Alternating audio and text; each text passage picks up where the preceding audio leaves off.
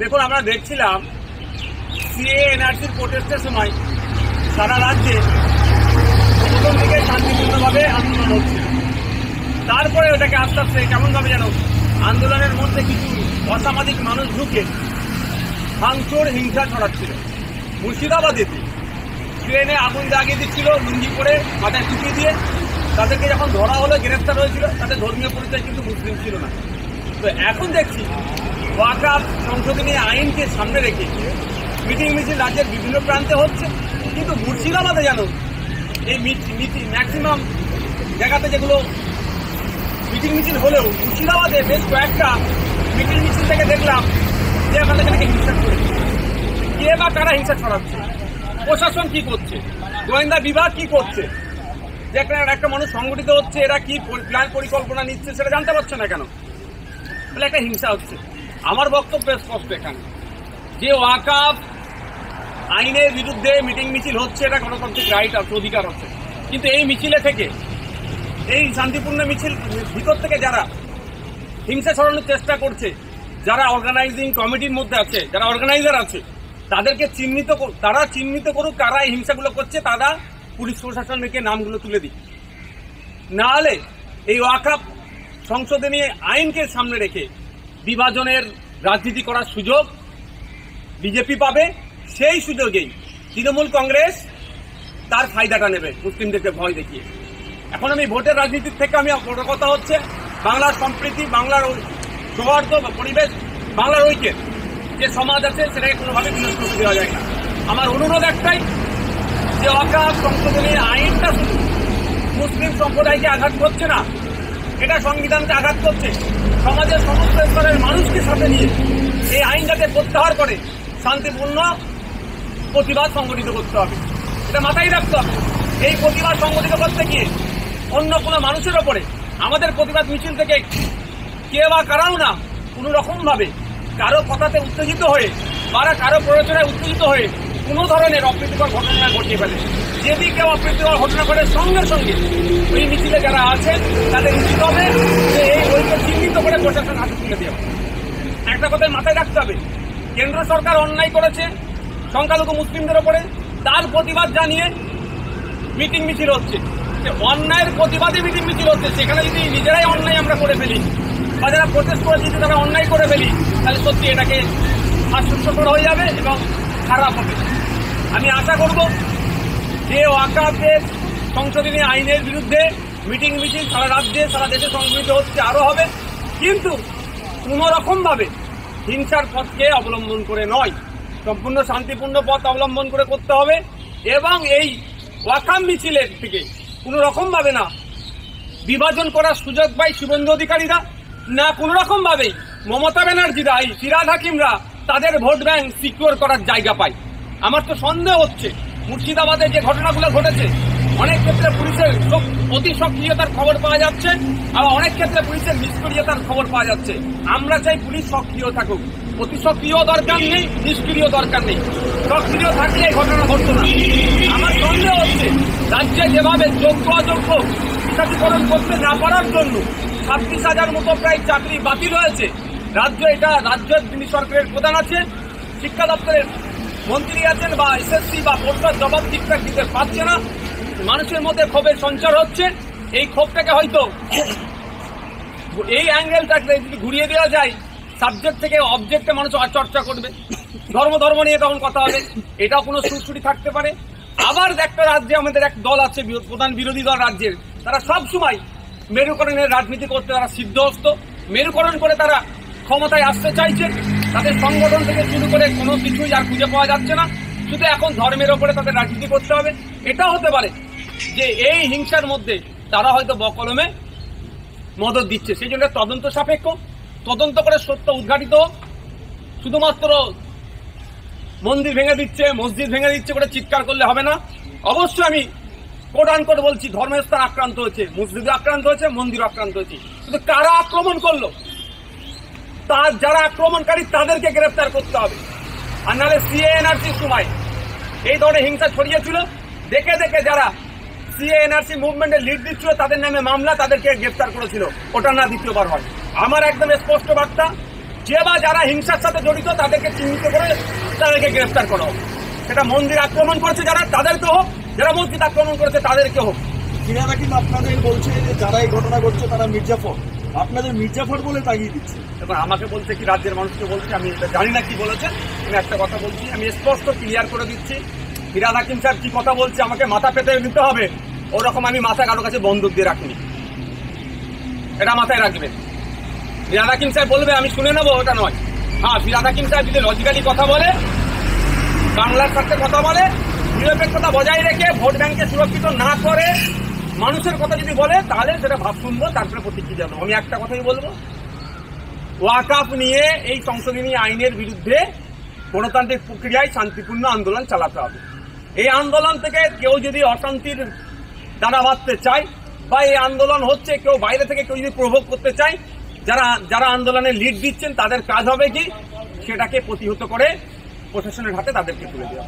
একটা ব্যাপার যে সিমি পিএফআই এর যোগ পাওয়া যাচ্ছে, শুভেন্দু অধিকারী অভিযোগ করছেন তারা তিনি মন্ত্রীকে চিঠি লিখেছেন রেলমন্ত্রীকে যাতে ব্যবস্থা নেওয়া হয়।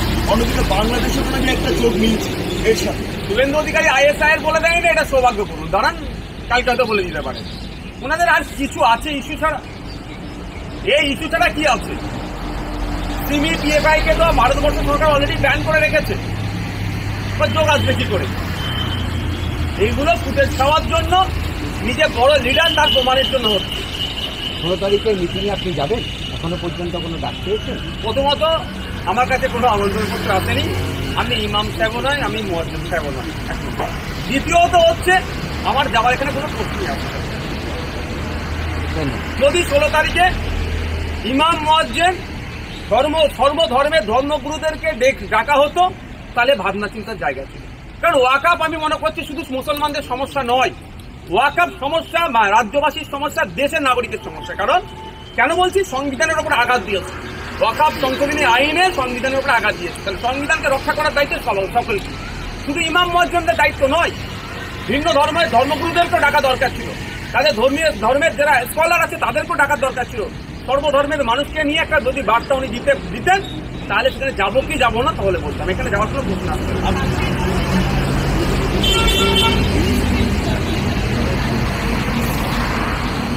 দেখুন, এইগুলো তো অতি সক্রিয়তা এখন দেখাচ্ছে। কোন জায়গাতে আধা সামরিক বাহিনী নেমেছে, সেখানকার যেনারা সংখ্যায় কম আছে বা সংখ্যায় বেশি যারাও আছে, তারা ন্যায় পেয়েছে। মণিপুর থেকে দেখুন, বিভিন্ন রাজ্যে দেখুন কোন জায়গাতে আছে। এই যে গুলিবিদ্ধ হয়েছে, এইগুলোতে আরো হিংসা ছড়াবে। আমি অনুরোধ করবো মানুষের কাছে যে আপনি আপনার প্রতিবেশীর কথা মাথায় রেখে প্রতিবাদও করবেন, আর সাথে সাথে আর যারা এটা যে উস্কানি দিচ্ছে তাদেরকেও প্রতিহত করুন গণতান্ত্রিক প্রক্রিয়া, আপনার প্রতিবেশীর কথা মাথায় রেখে। ভোটের জন্য তো মাঝে মধ্যে ঝুঁকি বা ওদিকে যেতে মুর্শিদাবাদ, মালদা থেকে শুরু করে আমি দিনাজপুর পর্যন্ত গিয়েছি, ভোট প্রচারে ভোট চাইতে গিয়েছি, মানুষের সচেতন করতে গিয়েছি। তখন আমি যদি গিয়ে ওখানে শান্তি ফিরে, অবশ্যই আমি যাওয়ার জন্য প্রস্তুত আছি। কিন্তু আমি মনে করি এখানে যা পরিস্থিতি, যে ওখানে কোনো এখন লিডার যদি যায়, রাজনৈতিক কোনো লিডার যায়, পরিস্থিতি যতটুকু আমিও খবর নিচ্ছি যে আরো উত্তপ্ত হতে পারে। আমরা না গিয়ে দূর থেকে যদি জিনিসটাকে মিনিমাইজ করা যায়, অর্থাৎ ছোট করা যায়, শান্তি ফিরানো যায়, যাওয়ার থেকে না গিয়ে যদি বেশি কাজ হয়, সেটা না যাওয়াটাই বাঞ্ছনীয় মনে করি। আপনারা একটা মিছিল আছে ওখানে বিরোধিতা করে, এবং সেখান থেকেও যদি এই ধরনের ঘটনা যদি প্ররোচনা উঠে আসে, তাহলে আপনি দায় নেবেন? আমি কোট বলছি, আমাদের 14 তারিখে শিয়ালদা থেকে বাবা সাহেব আম্বেদকরের জন্মদিনকে স্মরণ রেখে আমরা শিয়ালদা থেকে বাবা সাহেব আম্বেদকর মূর্তি পর্যন্ত আমাদের একটা কেন্দ্রীয় সরকার যে ওয়াকআপ সংশোধনী আইন নিয়ে এসছে, এর প্রত্যাহারের জন্য একটা মিছিল আছে। ইন্ডিয়ান সেকুলার ফ্রন্টের মিছিল রাজনৈতিক মিছিল, রাজনৈতিকভাবে হবে। এই মিছিল থেকে কেউ প্ররোচনা দেওয়ার চেষ্টা করলেও আমাদের কর্মী সমর্থকরা তার মাঝে পা দেবে না। আমাদের কর্মী সমর্থকদের কাছে এই বার্তা দেওয়া আছে, যদি এই মিছিল থেকে কেউ হিংসা ছড়ানোর চেষ্টা করে, বা বাইরে থেকে কেউ যদি হিংসা ছড়ানোর জন্য প্রভোগ করে, ভিডিও করে আমাদের কাছে দিতে, আমরা সেই ভিডিওটা নিয়ে লালবাজারে দেব, লালবাজারকে বলবো অ্যাকশন নিতে। তার মধ্যে যদি দেখেন ওই ভিডিওর মধ্যে আমাদের কোনো ছেলে আশা করছি 100% করবে না, তারপরেও বলছি, আমি দায়িত্ব নিয়ে বলছি, যদি হিংসার সাথে যে মনে করে আপনার কথা অনুযায়ী করবে না হিংসা, তারপরেও আমি জানিয়ে রাখছি যে প্রভোগ করানোর চেষ্টা করছে তাকেও লালবাজারে তার নাম ঠিকানা দিয়ে দেবো, কোনো ছাড় দেব না, হিংসা করতে কোনো রকম ভাবে দেব না। ডিজি এই মুহূর্তে প্রেস কনফারেন্স করছে, ডিজি বলছেন হুলিগানিজম এই ধরনের অপ্রীতিকর ঘটনা বরদাস্ত করা হবে না, কাউন্সিলের ফোর্স রয়েছে, বিভিন্ন হেল্পলাইন নাম্বার চালু করা হচ্ছে, সেগুলোকে সার্কুলেট করা হবে, হনুমান জয়ন্তী উৎসব চলছে, এই মুহূর্তে দাঁড়িয়ে কেউ প্ররোচনা পা দেবেন না, কেউ কিছু করার চেষ্টা করবেন। এত মানে এই ঘটনা ঘটে যাওয়ার প্রায় 24 ঘন্টা পর এই মুহূর্তে ডিজি প্রেস কনফারেন্স এবং এই বার্তাগুলো দেওয়া, এগুলো আগে দিলে ক্ষতি নাকি? অনেক আগেই আরো তখন হয়তো নিষ্ক্রিয় ছিল, এখন খুবই শক্তি হয়ে উঠছে।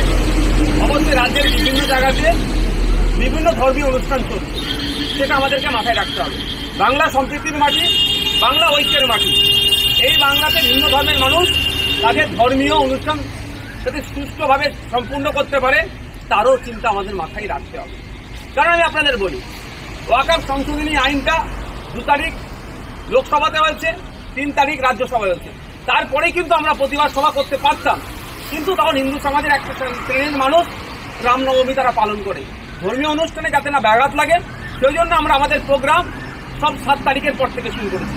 আমাদের উচিত হবে প্রত্যেকটা ধর্মীয় অনুষ্ঠানকে সম্মান জানানো, তাকে সম্মান জানিয়ে প্রোটেস্ট হবে, প্রতিরোধ হবে, গণতান্ত্রিক প্রক্রিয়ায় আমরা আন্দোলন সংগঠিত করবো, এটা আমাদের মাথায় রাখবো। Thank you.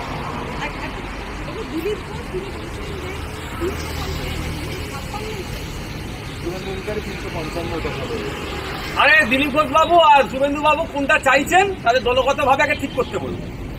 355, 356 বাচ্চা ছেলের হাতে তো খেলনা দিয়ে দেবে। মণিপুরে ওই ধরনের 2.5 বছর ধরে দুটো জনগোষ্ঠীর মধ্যে লড়াই লেগিয়ে হাজার হাজার মানুষ বাড়ি ছাড়া, প্রায় 300 মানুষ খুন হয়েছে, প্রকাশ্যে মহিলাদেরকে উলঙ্গ করে রাস্তায় ঘুরিয়েছে, মহিলাদেরকে রেপ করেছে, সেখানে 355 বা 356 কথা মনে পড়েনি ডবল ইঞ্জিনের সরকারকে। এখন বাংলা নিয়ে ওরা চিন্তিত, বাংলার মানুষের জন্য ওরা চিন্তিত নয়, বাংলাতে ক্ষমতায় আসবে কে কোন মন্ত্রিত্ব পদ নেবে সেই নিয়ে এখন বিজেপি চিন্তিত। ওই জন্য কেউ 355 বলছে, কেউ 356 বলছে। 355 বা 356 ইমপ্লিমেন্ট করতে গেলে যে সিচুয়েশন হওয়া দরকার বা কারা করে, এটাও দিলীপ বাবুরা ভালো করে জানেন, যে আর শুভেন্দু বাবুরা ভালো করে জানেন।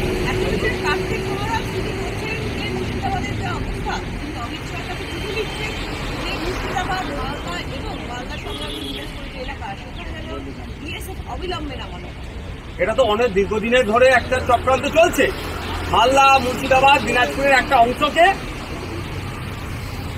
কন্ট্রোলে নেওয়ার জন্য, একটা অংশকে আমি যদি বলি কোট বলি ইউটির আন্ডারে আনার জন্য, সেই জন্য হিংসা হইতে ছড়ানো হচ্ছে বা বলেন হিংসা দেখিয়ে ইউটির মাথা যায়।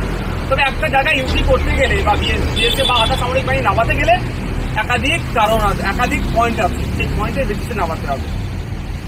রাজ্য সরকারকে চাইতে হবে, কোর্টকে বলতে হবে, অথবা সেন্ট্রাল গভর্নমেন্ট আনবে, সেই জায়গাগুলোতে আসবে। করার জন্য অনেক দেখা হচ্ছে, বলা হবে যাতে করে অবিলম্বে এটাকে ইউটি করে পরিস্থিতি সামাল দেওয়া হোক, কারণ দীর্ঘদিন ধরে এখানে এই সমস্যাটা না। যদি আমাদের রাজ্য সরকার প্রশাসন দিতে ব্যর্থ হয়, রাজ্য প্রশাসন তখন কেন্দ্রকে চিঠি করে, তারপরে ইউটি হয়। একটা আরো বেশি অনেক কটা কারণ আছে যে পয়েন্টের উপরে ইউটি করা যায়, কিন্তু মুখে বলে দিলে ইউটি হয়ে গেলে এটা হয় না। আচ্ছা, এই একটা শেষ